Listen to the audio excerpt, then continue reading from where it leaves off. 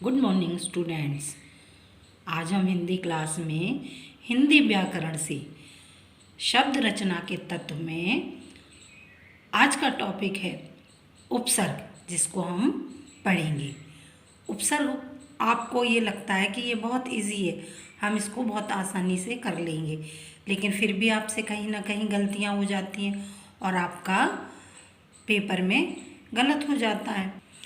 ऐसी गलती हमसे ना हो कि हमारा उपसर्ग जो है गलत हो जाए। हमको ज़्यादा से ज़्यादा समझना है और उसको सही करने का प्रयास करना है। आप सबसे पहले ये जानें उपसर्ग क्या होता है।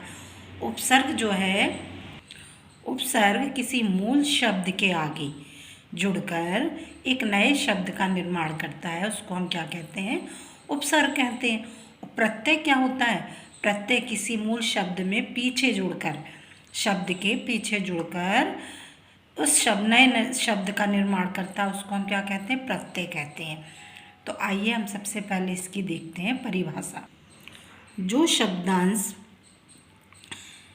स्वयं अर्थहीन होते हुए भी शब्द के आरंभ से जुड़कर उसके अर्थ में विशेषता उत्पन्न करते हैं या विशेषता उत्पन्न कर देते हैं या उनके अर्थ को बदल देते हैं, उन्हें उपसर्ग कहते हैं।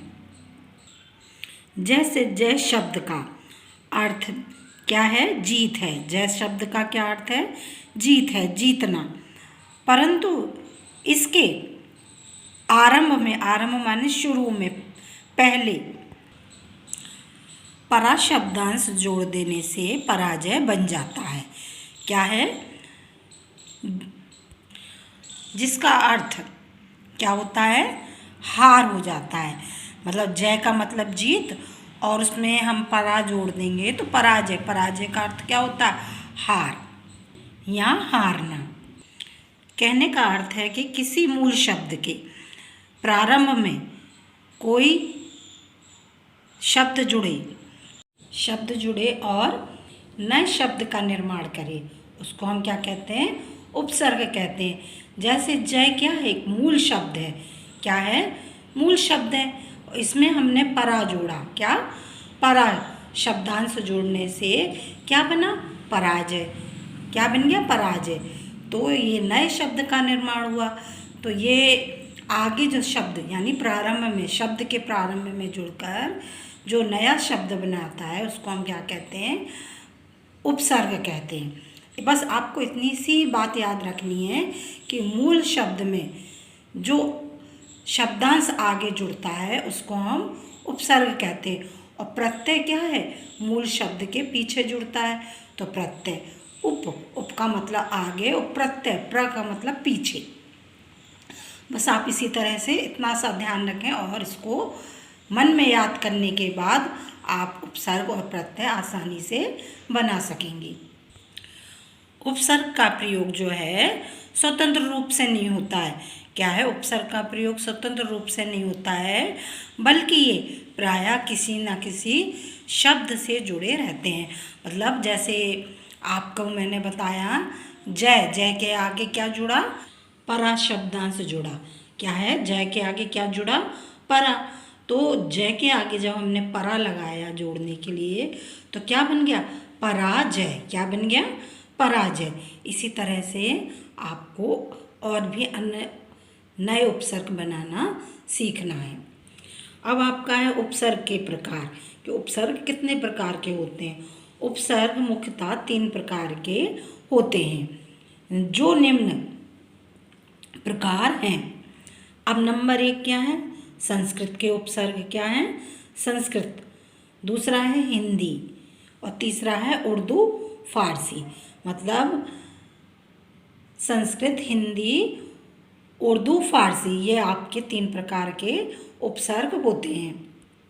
सबसे पहले आप देखिए इसमें संस्कृत उपसर्ग क्या है। संस्कृत का उपसर्ग ये है आपका उपसर्ग और इसका फिर है अर्थ। मतलब इन उपसर्गों का क्या अर्थ होता है, और फिर इसके बाद से जो नए शब्द का निर्माण होता है, नए शब्द निर्मित होते हैं, वो ये हैं। अब मैं आपको बता रही हूँ, आप देखें इसमें क्या है, उपसर्ग आ। क्या है ये, आ है उपसर्ग। अब इसका अर्थ निषेध, विरोध। आ से अर्थ है मतलब आगे आ जुड़ेगा तो निषेध और विरोध हो जाएगा। अब इससे नया शब्द क्या जुड़ेगा, जैसे ये मूल शब्द है धर्म। क्या है, धर्म जो है मूल शब्द है। अब इसमें हमने आ उपसर्ग जोड़ा तो क्या बन गया, अधर्म। अब जैसे अज्ञान, अब इसमें ये ज्ञान, ज्ञान क्या है, मूल शब्द है और इसमें उपसर्ग जुड़ा आ तो क्या बन गया, अज्ञान। अब जैसे मूल्य, मूल्य माने दाम होता है, ये मूल्य है तो मूल में आगे क्या जुड़ गया, उपसर्ग आ तो क्या बना इससे, निषेध। निषेध माने नहीं, अमूल्य। अब इसी तरह शुभ, क्या है ये, शुभ, तो शुभ में आ जुड़ा उपसर्ग तो क्या बना, अशुभ। अब इसमें दूसरा उपसर्ग है अधि। क्या है ये, उपसर्ग है अधि। अब इसका अर्थ क्या है, ऊपर, श्रेष्ठ और प्रधान। अब इससे नया शब्द क्या, उपसर्ग इसमें क्या है, अधि। अब ये कार जो है आपका, ये तो कार क्या है, मूल शब्द है और इसमें उपसर्ग जुड़ गया अधि तो क्या बन गया, अधिकार। अब इसमें जैसे राज, ये मूल शब्द है, इसमें क्या जुड़ा, अधि, उपसर्ग तो अधिराज। और ये पति, पति क्या है, मूल शब्द है, इसमें अधि जुड़ा उपसर्ग तो अधिपति। इस तरह से आपका नए शब्द का निर्माण हुआ। अब इसमें अगला उपसर्ग है अनु। अनु का क्या अर्थ है, समान, पीछे या क्रम, ये इसका अर्थ है अनु का। अब इसमें नया शब्द क्या बनेगा, अब इसमें देखें अनु, अनु उपसर्ग जुड़ा है, ये करण क्या है, मूल शब्द है तो अनुकरण। अब रूप, ये रूप मूल शब्द है और अनु इसमें उपसर्ग जुड़ गया तो क्या बन गया, अनुरूप। इसी तरह से इसमें चर, चर अचर जो संख्याएं होती हैं तो चर, तो चर में क्या जुड़ गया, अनु तो क्या बन गया, अनुचर। इसके अलावा और भी बन सकते हैं, अनुग्रह, अनुशासन। गमन में अनु जोड़ा तो उपसर्ग अनुगमन, अनुकूल, अनुचित, अनुराग, अनुभूति, अनुसरण। ये इस तरह से आपके और भी इसमें अनु जोड़कर मूल शब्द में उपसर्ग बने। अब इसमें आप देखिए अभी, अभी क्या है, उपसर्ग है और इसका अभी का अर्थ है निकट या और। अब इसमें कैसे, अभिप्राय, अभी क्या है, उपसर्ग, प्राय में जुड़ा तो अभिप्राय। मान में अभी उपसर्ग जुड़ गया तो अभिमान। लाशा, लाशा में अभी उपसर्ग जुड़ा तो अभिलाषा बना। और कैसे बनेंगे, और उसके उपसर्ग अभी जुड़कर अभिवादन, अभियोग, अभिउदय, अभिशाप, अभ्यागत।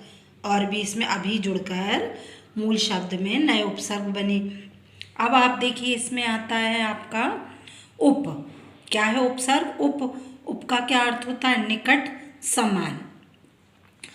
अब वन में उप जुड़ा उपसर्ग तो क्या बन गया, उपवन। कार में उप जुड़ा तो उपकार, उपदेश, उपनाम, उपस्थिति, उपयोग, उपहार, उपमंत्री, उपसंहार। इस तरह से और भी आपके नए उपसर्ग आपका है परि उपसर्ग। क्या है, परि। अब परि से क्या बनेगा, इसका अर्थ है, पहले देखें परि का अर्थ पूर्ण या आसपास। अब उपसर्ग कैसे बनेंगे इसमें, चय, चय में परि जोड़ा परिचय, परिजन, परिक्रमा,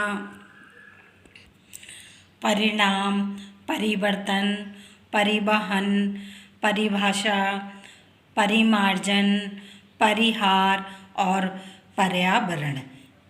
इस तरह से ये आपके हुए संस्कृत के उपसर्ग। अब आपका आता है वा नंबर, हिंदी के उपसर्ग, कि हिंदी के उपसर्ग किस प्रकार से बनाए जाते हैं और इनके क्या अर्थ हैं और कैसे नए शब्द का निर्माण होता है। अब इसमें सबसे पहले देखिए आ। आ का क्या अर्थ है, अभाव। क्या है, अभाव। अब इसमें आप उपसर्ग देखें, जैसे अनभिज्ञ, क्या है अनभिज्ञ, अमूल, अकाल,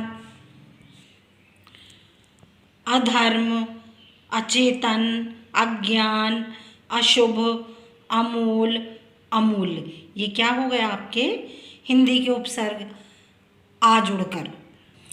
अब उपसर्ग है अन। अन का क्या अर्थ होता है? निषेध। जैसे अब इसमें अनमोल, अनजान, अनदेखा, अनसुना, अनकहा, अनावृष्टि, अनहोनी, अनावश्यक, अनपढ़, अनायास, अनबन। ये आपके अन के उपसर्ग बने। अब इसके बाद आता है आपका सु। सु से क्या अर्थ है? सुंदर। अब सु से आपके आगे जुड़कर क्या बनेगा? जैसे लेख, लेख में सु जुड़ा तो सुलेख, हाग में सुहाग, सुपुत्री, सुडोल, सुकन्या, सुज्ञानी और सुशीला। ये आपके सु से बन गए। अब सा नंबर का देखिए उर्दू के उपसर्ग। अब जैसे ला है, ला क्या है? उपसर्ग है। तो इसमें ला से अर्थ है रहित या निषेध। क्या है? रहित या निषेध। अब चार में ला उपसर्ग जोड़ा तो क्या बना? लाचार। परवाह में ला उपसर्ग जुड़ा तो लापरवाह है। इलाज, इलाज में ला उपसर्ग जुड़ा तो लाइलाज, लावारिस। ये आपके उपसर्ग हुए। ना, ना से क्या अर्थ होता है? अभाव। तो अभाव या कम। अब इससे कैसे बनेंगे आपके उपसर्ग? क्या है? नापसंद, ना समझ, ना लायक और नादान, ना मर्द। ये सारे ना के उपसर्ग बने। इसी प्रकार से आपको सारे उपसर्ग समझ में आ गए होंगे, संस्कृत, हिंदी और उर्दू के। आप समझ गए। आप उपसर्ग हमेशा कहाँ लगाए जाते हैं? शब्द के मूल शब्द के आगे और प्रत्यय पीछे। इसी प्रकार से आप अभ्यास करें, आपको उपसर्ग